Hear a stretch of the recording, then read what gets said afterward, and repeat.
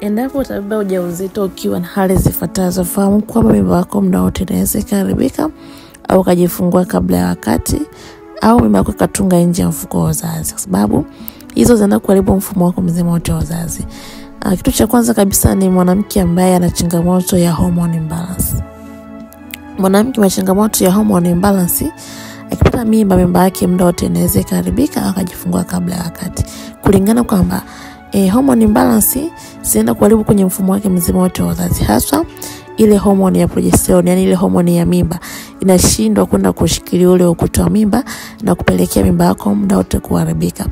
Lakini pia jambo lingine, mwanamke ambaye anapitia changamoto ya maambukizi ya PID.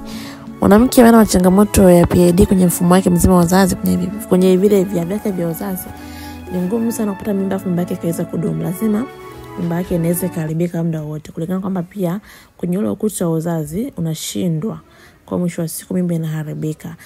Tumia folic acid kuweza kuweka sawa mfumo wako mzima wote wa uzazi.